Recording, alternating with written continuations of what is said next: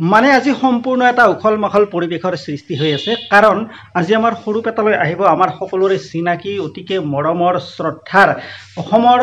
জনপ্ৰিয় মুখ্যমন্ত্ৰী হিমন্ত বিশ্ব শৰ্মা ডাঙৰীয়া আৰু তেখেতক আদৰিবলৈ আমাৰ সৰুপেটা অঞ্চলত এটা উখল মাখল পৰিৱেশৰ সৃষ্টি হৈ আছে আৰু তেখেত নিৰ্বাচনী প্ৰচাৰৰ বাবে আজি সৰুপেটালৈ আহিব গতিকে মই আপোনালোকক যিমানখিনি সম্ভৱ আজিৰ এই সুন্দৰ অনুষ্ঠানটোৰ ওপৰত এটা ভিডিঅ' ব্লগ আপোনালোকক দেখুৱাবলৈ চেষ্টা কৰিম সেই আপোনালোকে কাট নকৰিব গোটেই ভিডিঅ'টো শেষলৈকে আনকাট চাই থাকিব গতিকে এতিয়া পলম নকৰোঁ ভিডিঅ'টো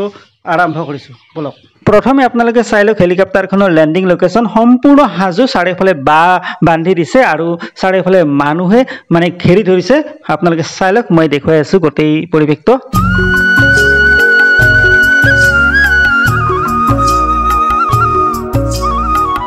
আৰু এয়া আপোনালোকে চাওক হেলিকপ্টাৰখন আহি আছে ওপৰৰ পৰা সম্পূৰ্ণ এটা আকৰ্ষণীয় এটা পৰিৱেশ খুব এটা ভাল লগা পৰিৱেশ হেলিকপ্টাৰখন আহি আছে আৰু ইয়াৰ পিছৰ পৰ্যায়খিনি আপোনালোকক দেখুৱাই থাকিম আপোনালোকে ভিডিঅ'টো চাই থাকিব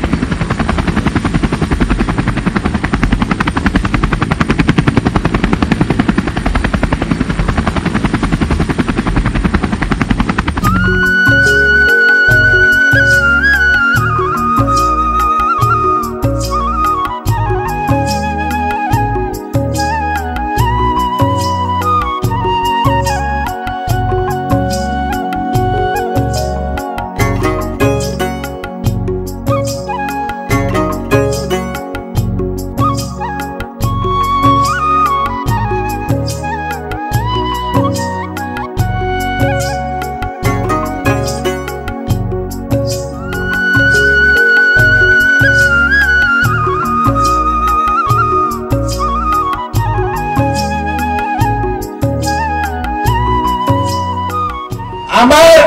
আজি অসমীয়াই আমি ৰাস্তাৰ আলোচনা কৰোঁ স্কুলৰ আলোচনা কৰোঁ কলেজৰ আলোচনা কৰোঁ আপোনালোকে জানে যে আমাৰ ইয়াতে যেতিয়া বাই ইলেকশ্যন হৈছিলে তেতিয়া আমাৰ সৰুপেটাতে মিটিং হৈছিলে সেই সময়ত ৰাইজে মোক কৈছিলে যে সৰুপেটাত বিডিঅ অফিচ হ'ব লাগে ব্লকৰ অফিচ আহিব লাগে আহিলে নাই তাৰপিছত আপোনালোকে মোক কৈছিলে সৰুপেটাৰ ৰেলৱে ষ্টেচনৰ ওপৰত এখন উৰণীয়া সেতু হ'ব লাগে আজি তাৰ টেণ্ডাৰ হৈ আছে নে নাই 26 চনৰ আগতে আপোনালোকে উৰণীয়া সেতুৰ ওপৰেদি যাব পাৰিব মই কথা দিছোঁ হ'ল সেই সময়ত মোক কৈছিলে ভবানীপুৰ আঞ্চলিক কলেজ আৰু চালবাৰী কলেজত বিজ্ঞান শাখা প্ৰৱৰ্তন কৰিব লাগে হ'লনে নাই বিজ্ঞান শাখা হ'লনে নাই সেই সময়ত মই কথা দিছিলোঁ যে ভট্টদেৱ বিশ্ববিদ্যালয় ভবানীপুৰত স্থায়ী কেম্পাছৰ কাম হ'ব আৰম্ভ হ'লনে নাই হৈছেনে নাই তাৰপিছত মই আপোনালোকক কৈছিলোঁ যে আমাৰ চাউদৰ ভিতৰৰ পৰা মানসৰ ৰাস্তা হ'ব চাউদৰ ভিতৰৰ পৰা ভূঞাপাৰা ৰাস্তা হ'ব ভবানীপুৰৰ পৰা মানসৰ ৰাস্তা হ'ব আজি এই গোটেইবিলাক কাম আমি মাত্ৰ 2 বছৰৰ ভিতৰতে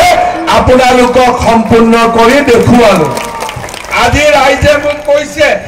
যে সৰুপেটাৰ দুৰ্গা মন্দিৰটো ভাল হ'ব লাগে মিলন মন্দিৰটো ভাল হ'ব লাগে হয় নেকি ঠিক আছে সেইটো মই শুনি ৰাখিছোঁ ঠিক আছে সেই কথাখিনিও মই শুনি ৰাখিছোঁ শ্ৰদ্ধাৰ ৰাইজ আমি যেনেকৈ কথা দিওঁ আমি তেনেকৈ কাম কৰোঁ ইলেকশ্যনৰ সময়ত মই ৰাইজক কৈছিলোঁ যে ৰাইজ বিজেপিক ভোট দিয়ক আমি 1 লাখ চাকৰি দিম মানুহে কৈছিলে 1 লাখ চাকৰি কেনেকৈ হ'ব টকা ক'ত পাব দৰমহা কেনেকৈ দিব চৰকাৰে বোলে লোনে লৈ থাকে 1 লাখ চাকৰিকনো কেনেকে দৰমহা দিব আজি মই 1 লাখ চাকৰি দি দেখুৱালো নে নাই আৰু 1 লাখ চাকৰি কোনে পালে দুখীয়া মানুহৰ ল'ৰা ঠেলা চালকৰ ল'ৰা ৰিক্সা চালকৰ ল'ৰা কৃষকৰ ল'ৰা গাঁৱৰ ল'ৰা কোনো ডাঙৰে 1 টকা পইচা খাব নোৱাৰি নহয় নহয় এতিয়া আজি ভবানীপুৰৰ ৰাইজক মই জনাব খুজিছো 1 লাখ চাকৰি দিয়া মোৰ হৈ গ'ল ইলেকশ্যনৰ পিছত মই আৰু 50,000 ল'ৰা ছোৱালীক চাকৰি দিম আৰু 50,000 আজি আপোনালোকে চাওক মই বিনা পইচা যেতিয়া এটা চাকৰি দিয়া আৰম্ভ কৰিলো ল'ৰা ছোৱালী স্কুলত যোৱা আৰম্ভ কৰিলে কলেজত যোৱা আৰম্ভ কৰিলে শিক্ষাৰ পৰিৱেশ এটা হ'ল এতিয়া আন্দোলনো নাই ধৰ্ণাও নাই ধৰ্মঘটো নাই বন্ধও নাই পিকেটিঙো নাই আমাৰ ৰাজ্যখন এখন আদৰ্শ ৰাজ্যত আজি পৰিণত হৈছে আপোনালোকৰ আশীৰ্বাদৰ কাৰণে এতিয়া যদি আপোনালোকে দিল্লীতো যায় বম্বেতো যায় কৰ্ণাটকতো যায় অসম বুলি ক'লে আগৰ চকুৰে নাচায় এতিয়া সকলোকে সন্মানৰ চকুৰে চায় শ্ৰদ্ধা ৰাইজ মই যেতিয়া কৈছিলো যে অৰুণোদয় আঁচনি দিম কংগ্ৰেছে ক'লে এইটো কি বস্তু কাৰণ কংগ্ৰেছৰ দিনত আঁচনি কি আছিলে ধুতি লুঙি হয়নে ফুটা এইবিলাকে আঁচনি আছিলে যেতিয়া মই অৰুণোদয় ক'লো মানুহে ক'লেতো ধুতি লুঙি জেগাত অৰুণোদয় ক'ৰ পৰা আহিল হয়নে তেতিয়া মই বুজালো মানুহক যে মোদীজীয়ে বেংকৰ একাউণ্ট খুলি দিছে আমি দিছপুৰত টিপাটো মাৰি দিম বেংকৰ একাউণ্টত টকা সোমাই যাব প্ৰথমটো বিশ্বাস কৰা নাছিলে এতিয়া মানুহে 1250 টকা পায় আৰু এতিয়া নোপোৱাবিলাকৰ আপত্তি যে আমি কেতিয়া পাম হয়নে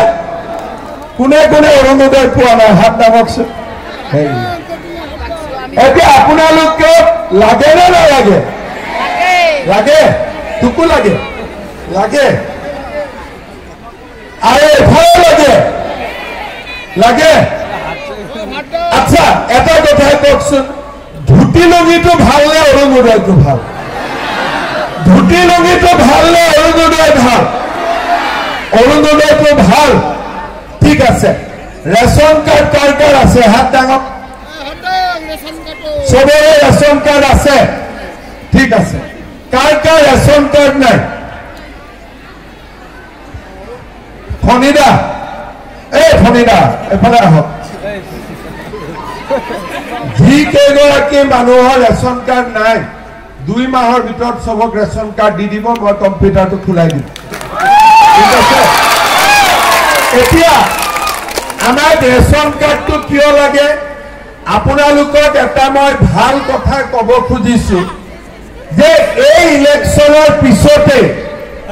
যাৰ যাৰ ঘৰত ৰেচন কাৰ্ড আছে তেওঁলোকে এটা অৰুণোদয় আঁচনি পাব